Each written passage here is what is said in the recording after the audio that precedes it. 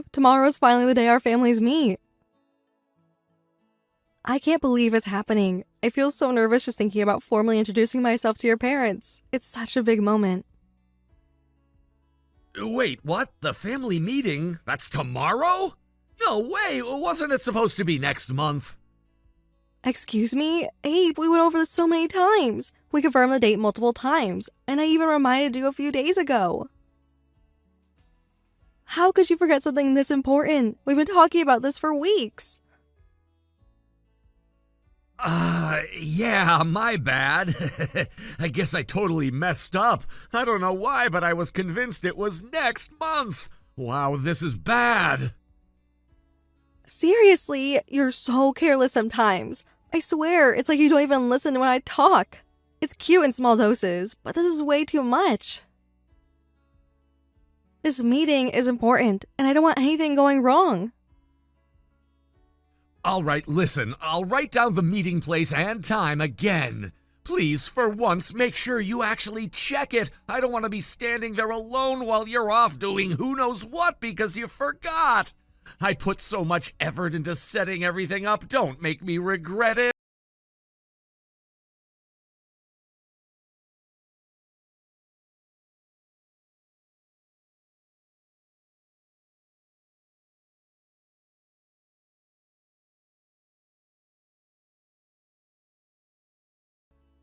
Oh, my bad. I'm not coming today. What? What are you talking about? Did something happen? Nah, nothing like that. I'm just not gonna marry you, so there's no point in me going. What do you mean? I've been keeping quiet, but the truth is, I already have a wife and kid. What? Yeah, I mean, the thing is, we were really good together, you know? Didn't want to let that go.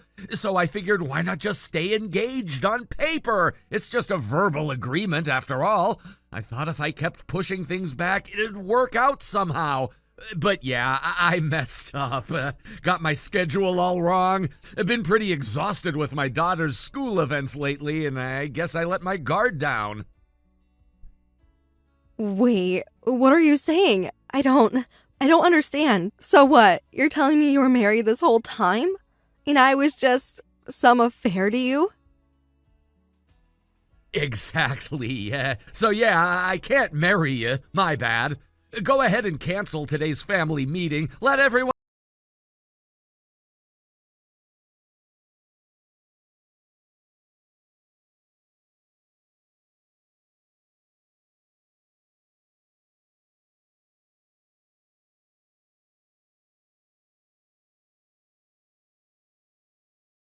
Oh, so sorry, Mila. My idiot brother did something completely unforgivable.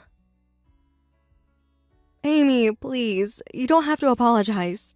If you hadn't stepped in back there, I don't think things would have settled down the way they did. I wouldn't even be able to sit here and talk like this right now. That's just common sense. Honestly, the fact that your father didn't punch him in the face is nothing short of a miracle. So about him. Is he really married? He told us he was divorced, but now that we know that was a lie, yeah, that would mean he's still married. He introduced you to us as his new fiancé, said he had moved on and found someone new. I was actually happy, you know. I thought it was kind of nice that a junior from my university was becoming part of the family. And since I already knew what kind of person you were, I had no objections at all. But to think that the problem was actually on our side, I can't tell you how sorry I am. Please, Amy, you don't have to apologize. It's impossible to completely keep track of a family member who's already moved out. If anything, I should have noticed something was off. That's on me too. No, don't you dare say that. You didn't do anything wrong, not even a little bit. Sorry, I shouldn't have raised my voice. That was out of line. But don't worry, I'm going to make sure this is dealt with properly. Wait, what exactly are you planning to do?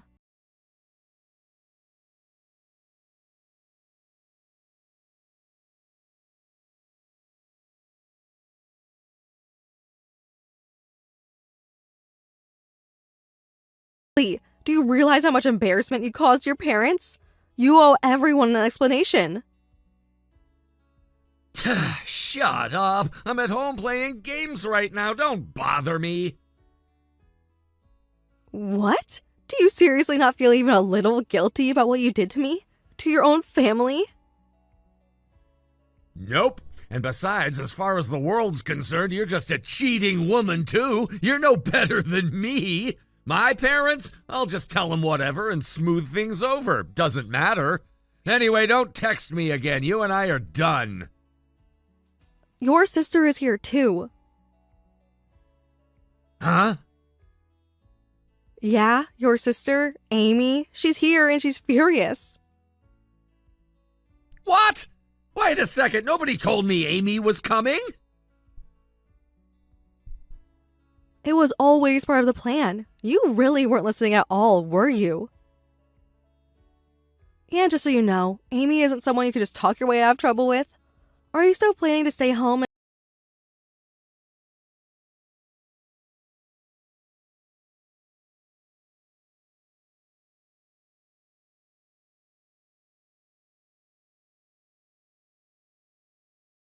You didn't even bother to apologize to me properly in a message? You just sent some half-assed text, but the second you found out Amy was here, you ran over and started groveling? Your attitude seems a little too convenient, don't you think? You don't get it! You don't know how terrifying Amy is! Amy's terrifying? Sure, she gets scary when she's mad, but... No, this isn't just about getting mad. She's on a whole different level. Remember when Mom almost got scammed into buying some shady vase? Amy spent months tracking down that fraud ring and got the cops involved. And that's not even the worst part. She's taken down corrupt employees at her company, got them fired for misconduct. She's even exposed workplace bullies and completely ruined them socially. She's relentless. Now that you mention it, I do remember Amy getting someone kicked out of a club in college for cheating during events.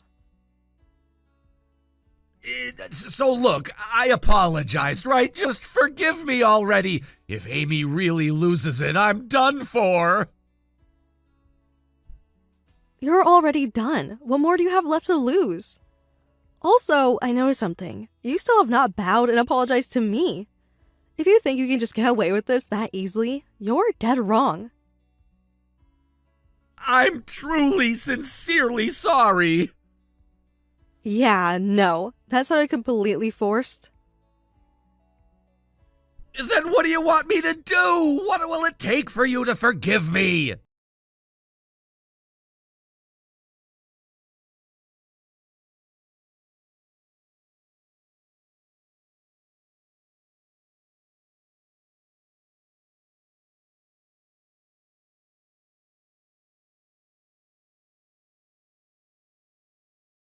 Unbelievable. What the hell did you do? Why the hell would you go to my house when I wasn't there?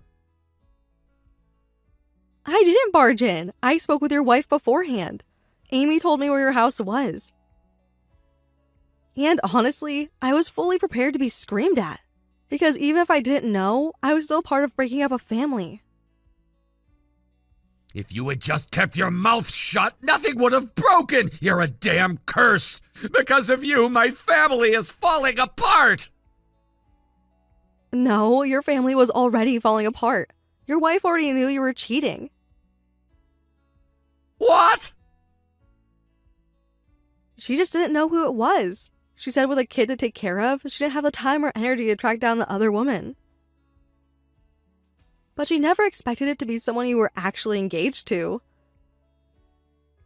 She even apologized to me, saying that if she had divorced you sooner, I wouldn't have gotten hurt like this. Can you believe that? The person you betrayed is out here apologizing to me. She's such a good person, which makes me hate you even more for throwing her away like she was nothing. That's insane! There's no way she could have known! She never even paid attention to me! Oh, please. Do you really think she didn't notice? Women have good instincts. We see the little things. And maybe, just maybe, she stopped looking at you because you were the one who turned away first. Shut up! No, you don't get to tell me to shut up.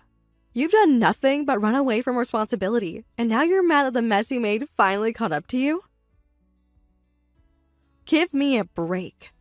Oh, and just so you know, there's nothing left between me and your wife.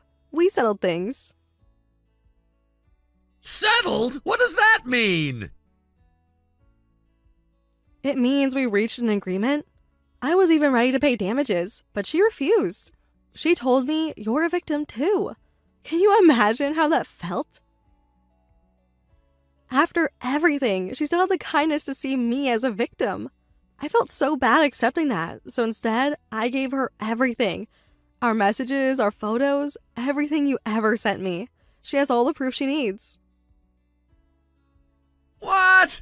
You gave her that? That's a violation of my privacy! Oh, please. You think you're the victim here?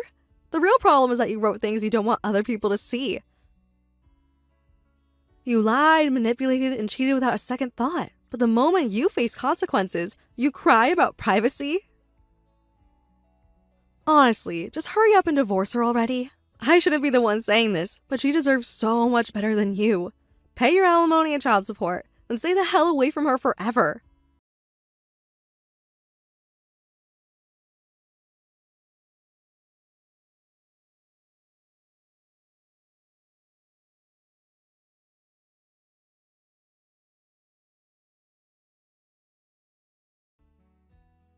Amy, thank you so much.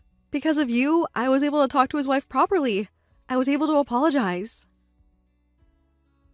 You're really kind, or maybe just too serious for your own good. You know you were a victim too, right? You were deceived. I know that, but still, it doesn't change the fact that I was part of breaking up a family. When I went to their home, I saw a picture of their daughter. And when I looked at her face, it hit me. I helped take her father away from her. I felt so guilty. Honestly, even if it wasn't you, this would have happened sooner or later. That idiot? He was never going to stay faithful. What do you mean? The only reason he got married was because his wife got pregnant. He never wanted to get married in the first place. He actually told me once that he thought of it as a mistake. What? Seriously? Yeah. He said, well, I screwed up and laughed like it was nothing. So I punched him in the face. You hit him? Of course I did. He ruined someone's life, treated it like an inconvenience, and moved on like nothing happened. I tried, you know. I tried so many times to make him understand. But it was pointless. He never changed. That's why I think you're amazing. Me? Even though you were the one who was tricked, you still took responsibility. You apologized. You showed real remorse. That's the difference between you and him. And I will make sure he understands just how badly he screwed up. He needs to know exactly how much society condemns men like him.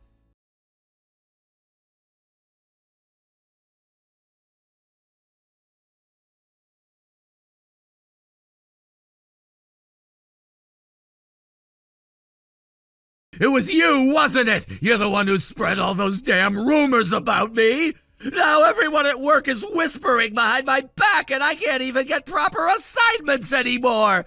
What the hell are you gonna do about it? How are you gonna fix this mess? Oh, so rumors were enough to completely derail you at work? That sounds like a sign you weren't exactly performing your job well in the first place. And just so you know, there's no evidence that I had anything to do with those rumors. You're the only one who could have done it. You knew all about my engagement. You're the secretary to a top executive and you used to be a sales ace. With all your connections, you could easily spread something like that. There's no way you didn't do it. Well, yes, you're not wrong. I could have spread those rumors with my connections. Unlike you, I actually have a strong and supportive professional network. But let's get one thing straight. Could is the key word. I don't go around ruining people's lives without solid proof, especially not over petty issues. But this is different! Because of you, I've been sidelined! Now they're giving all my work to some junior who barely knows what's going on! Nobody wants to talk to me anymore! I'm a joke in the office now, just waiting for it all to blow up in my face! And all this is because of you! Are you enjoying watching your own brother fall apart like this? Is this how you get your kicks? Bullying your own family? I'm not bullying you. You've got it twisted. I'm just saying the truth. And if you really want to look at why everything's falling apart, take a long, hard look in the mirror. You've spent your entire career acting like you were above everyone else, and now you're upset that people are finally seeing you for who you are. If you'd spent even a little time building real, honest relationships with your coworkers, they might have had enough doubt to question the rumors. But that's not what happened. You've been so careless and distant that when those rumors started circulating, no one thought twice before believing them. They just accepted it because they saw it as a natural extension of your behavior. Yeah, fine. Maybe I've gotten called out a few times. I've screwed up here and there, but come on! This is going way too far! No one deserves this level of punishment for a few mistakes, right? Spare me the Victims Act. You don't get to cry about how unfair this is. You're the one who tore apart your family and hurt everyone in the process. You ruined Yuka's life. You destroyed everything you had, and now you want sympathy? You don't get to complain about how things turned out. You don't get to play the victim when you've caused so much damage.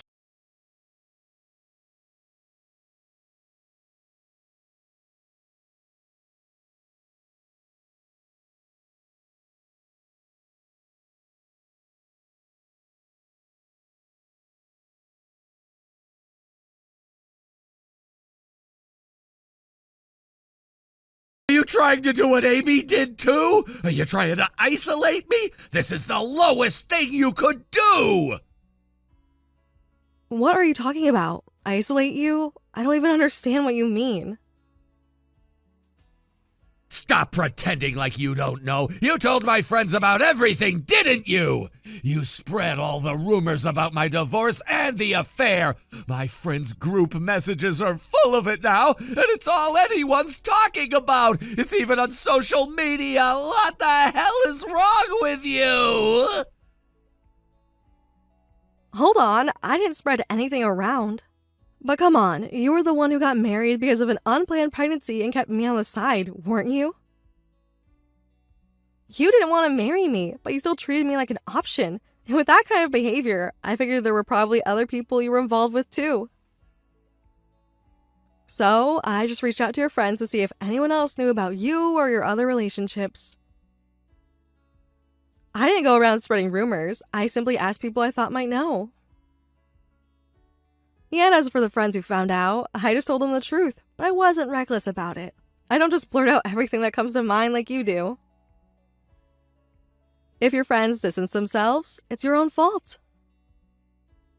What? Are you kidding me? This is all happening because of those damn rumors! I'm suffering because of this! Anyone who has a bad rumor spread about them is bound to lose friends! Do you think I'm okay with this? That's not the case. You're wrong. No, I'm not! If you're saying all that, then show me some proof! You're a grown adult, so don't go throwing out accusations with nothing to back them up! There's no need for proof, because Amy already said it all. What? Amy doesn't lose anyone, even if she makes mistakes. People trust her. I remember back in college, she once shoved a guy who had been persistently hitting on her. She accidentally hurt him pretty badly. He wasn't that aggressive, but Amy got upset and she pushed him. It became a big deal, but you know what? No one left her side because of that. They knew her character and they understood why she did what she did. They believed her. But you, on the other hand, you've pushed everyone away with your selfish behavior. That was just because her friends were kind to her, right? No, that's not it. Amy is genuine with everyone. She takes people seriously, and that's why people stick with her. You, on the other hand, always put yourself first. You don't take anyone else seriously, and you treat people like they were secondary to your own needs. Now, this is what you've got. Everything that's happening to you, it's all a result of how you've treated others. You're paying the price now.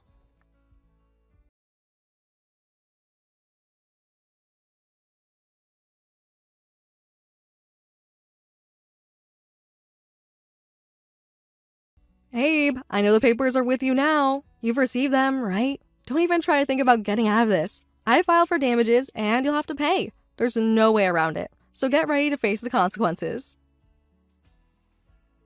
What the hell? Why do I have to pay you anything?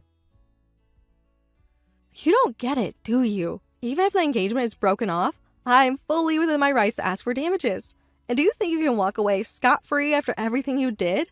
You got engaged to me without any intention of actually marrying me. And on top of that, you completely hid the fact that you were married and had kids. What you did isn't just wrong, it's criminal. You deceived me and you'll be held accountable for that. This is engagement fraud. I spoke to my lawyer and after reviewing everything, they said I have absolute grounds to sue. And trust me, the lawyer was disgusted by your actions. They couldn't believe you would go this far. But this was just a side thing, a fling. It wasn't a big deal. Why are you making this such a big deal? Don't try to minimize what happened. I took our engagement seriously. I thought we were building something real together.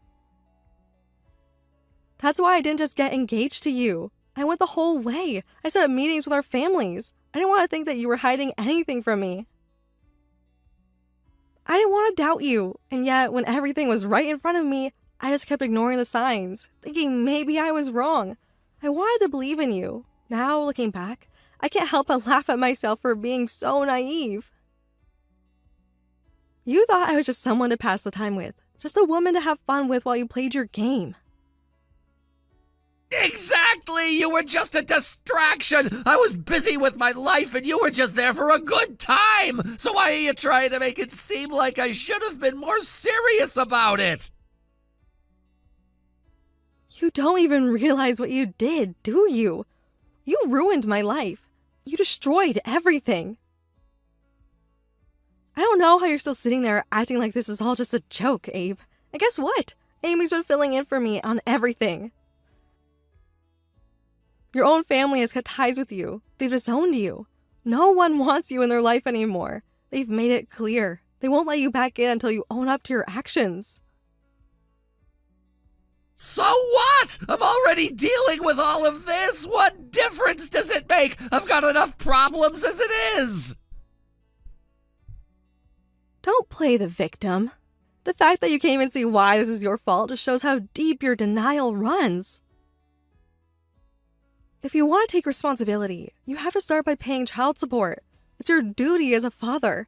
Don't act like this isn't your responsibility. Then you have to apologize to your wife. And I mean a real apology. After that, get a divorce. End it once and for all, and stop dragging everyone down with you. Then pay me the damages I'm asking for, and then you can disappear from my life. Completely. No more phone calls, no more contact. You're dead to me. What the hell are you talking about? This is all about money for you, isn't it? What are you gonna do, drag me through court for the next few years? Child support doesn't end in a few months, it goes on forever! I'll be paying for the rest of my life if I agree to that! It's pathetic! I'm not gonna be stuck in a cycle of paying for my mistakes! You gave up your right to complain about this. You chose to abandon your family, and now you want to cry about the consequences? Do you have any idea what you've done? You betrayed your wife, you betrayed your daughter, and you've destroyed a family. I'm sorry, but you're not going to get away with this. You don't get to just live your life however you want without facing the music. You gave up your role as a father. You didn't just make a mistake, you made a choice. And now you'll have to live with that.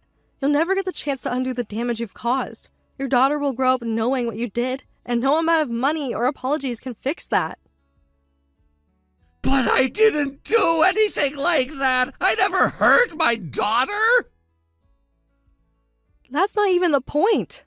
Your daughter needed you. She needed you as a father. And you abandoned her. You walked away from her when she needed you the most. And now, you'll never be able to make it right. You don't deserve to be a part of her life anymore.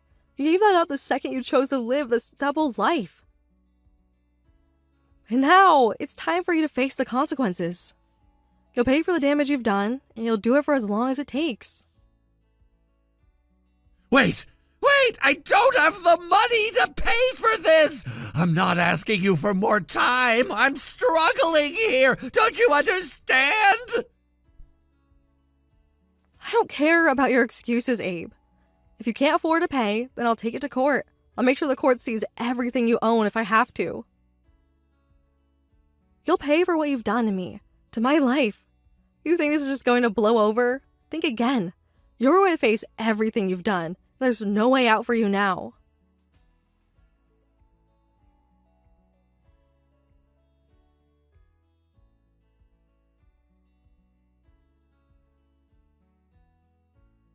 Mila, how are you doing? Did Abe actually pay the damages? If he tries to dodge it, let me know. I'll be happy to take care of it myself. Thank you, Amy. He did pay, thankfully. Really? That's a surprise. I thought he'd put up more of a fight. The guy's all talk and he's great at shifting the blame. But when it comes to taking responsibility, he's useless. Yeah, it seems like he had his hands full with his wife. They were fighting a lot, so he didn't have time to bother with me. In the end, they divorced. I heard from his wife that he's now living paycheck to paycheck, juggling alimony and child support payments. Wait, you've been in touch with his wife? Well, after I handed over the evidence and after he tried to run, we ended up exchanging contact info just in case we needed to keep tabs on him. We kind of ended up working together without meaning to, and now we check in with each other from time to time.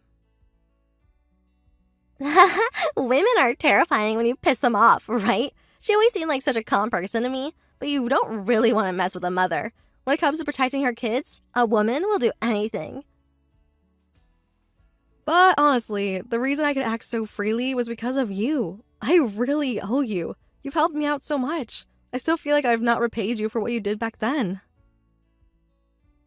Back then? Oh, you mean during university? That was my fault, though. I went too far. You don't need to worry about it. That's not an excuse. You were the one who shoved that stalker ex of mine, right?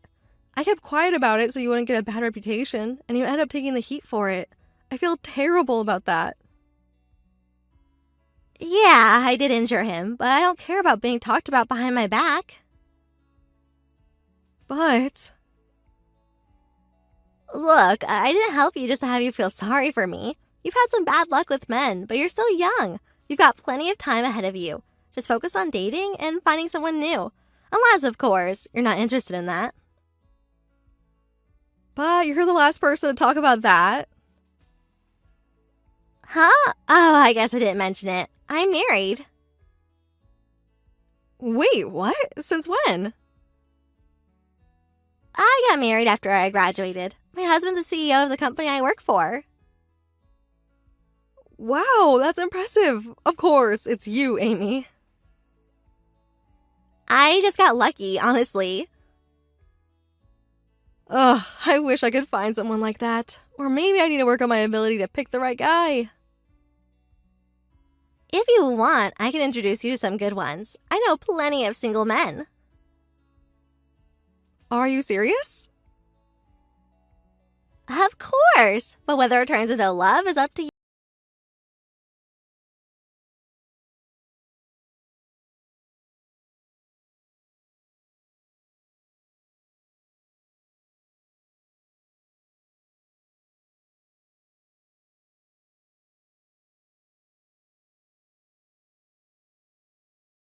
And was completely demoted, sent to a branch in the countryside.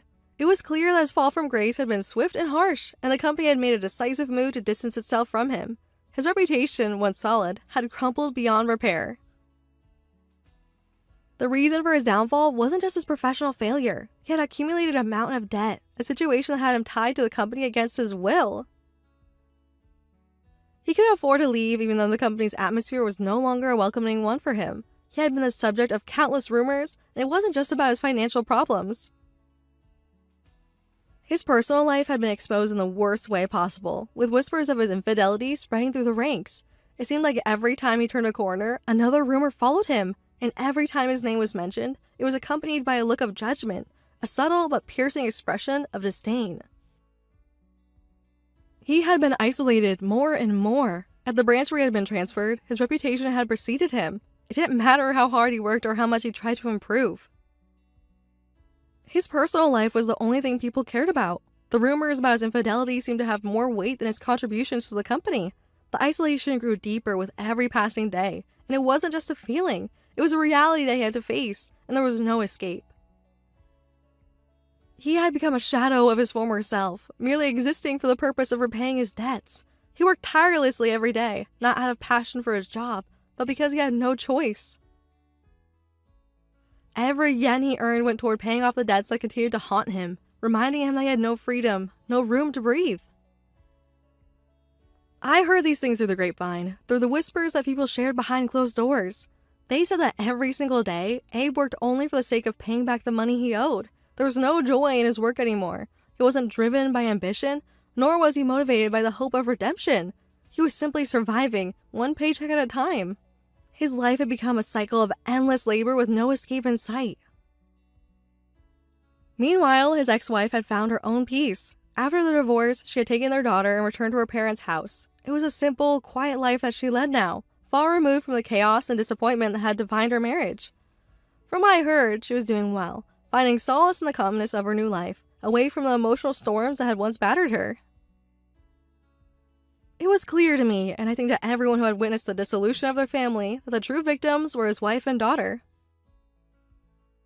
They had borne the brunt of his actions, and their lives had been turned upside down. The burden of his mistakes had fallen squarely on their shoulders, and I could only hope that, with time, they would find the happiness and peace they deserved. No one should have to go through what they had endured, and I wish them nothing but the best in their future, hoping they would be able to rebuild their lives and find joy once again.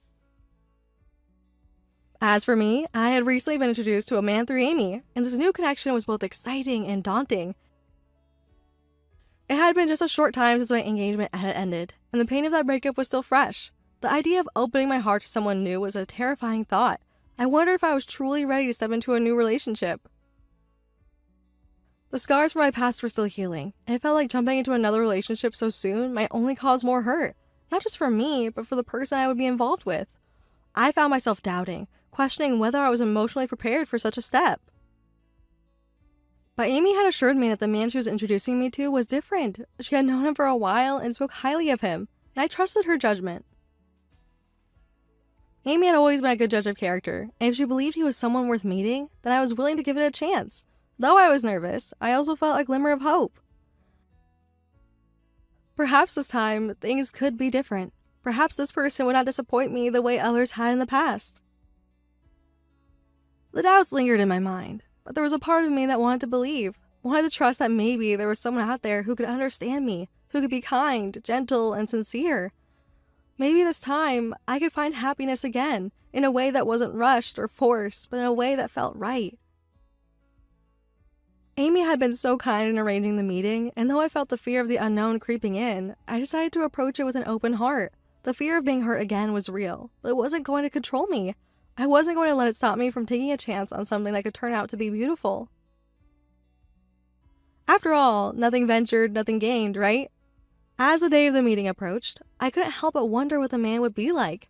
Would he live up to the expectations I had, based solely on Amy's description? Or would he be a disappointment, someone who didn't live up to the hope I was so carefully nurturing in my heart? I tried not to build up too many expectations, but it was hard not to imagine what might be. I spent a lot of time thinking about relationships in general, about what had gone wrong in the past and what had gone right. Relationships, I had come to realize, were never perfect. They were complicated, messy things that required effort, understanding, and a willingness to grow together. It wasn't enough to just love someone. You had to be willing to support them, to share your vulnerabilities, and to face challenges together. And sometimes, even when you thought you were doing everything right, things still fall apart. I didn't want to repeat those mistakes. I didn't want to rush into something without truly understanding myself first, without taking the time to heal and grow stronger. But I also knew that life isn't about waiting forever for the perfect moment. There would never be a perfect time, and sometimes you had to take a leap of faith, even when you were scared. I gathered my courage as I thought about the upcoming meeting. I told myself that I was ready to meet this man, to give myself a chance to connect with someone new, and to see where it could go. I couldn't predict the future, but I could take steps towards a new beginning. Even if it didn't work out, I would learn from the experience and move forward, stronger than before. As I prepared for the meeting, I reminded myself that I wasn't looking for perfection. I was looking for someone who was kind, genuine, and honest. Someone who could see me for who I truly was, and could accept me with all my flaws and imperfections. If this man turned out to be that person, then I was willing to see where it could go. If not, at least I would know that I had tried, and that in itself was enough. I took a deep breath, reminded myself to stay calm, and decided that no matter what, I would go into the meeting with an open heart and an open mind. There was a chance that this could be the beginning of something wonderful, and I wasn't going to let my fears stop me from finding out. After all, life was about taking chances and embracing the unknown, and I was ready to take that step. Abe's story had become a cautionary tale in the office. It was not just a tale of failure, it was a story of broken trust, of someone who had once been respected and admired, now reduced to someone that others whispered about with a combination of pity and scorn. He had always been known for his hard work, his ambition, and his ability to climb the corporate ladder with ease. He had appeared untouchable, the kind of person who seemed destined for great things. But as quickly as his rise had been, his fall had been even more dramatic. One misstep after another had led him down a path of self-destruction, and now he was left to deal with the aftermath. I remember when I first heard the rumors about Abe. At first, they seemed like whispers, barely noticeable in the background. But over time, they grew louder, more frequent. People started to talk openly about his debts, about the struggles he was facing, and about his personal life, which had begun to unravel in ways no one had ever expected. And then, of course, there were whispers about his infidelity, which, in the small, close-knit environment of the company, spread like wildfire. It wasn't just his work that faltered, it was his entire life that had come crashing down. And as I listened to the gossip, I couldn't help but feel a deep sense of sadness for him. He had brought it upon himself, yes, but at what cost? His personal life had become a public spectacle. His ex-wife, whom he had once claimed to adore, had left him and taken their daughter with her. The images of the family that he had destroyed haunted him at every turn. I couldn't even begin to imagine the regret he must have felt when he realized that everything he had built had crumbled.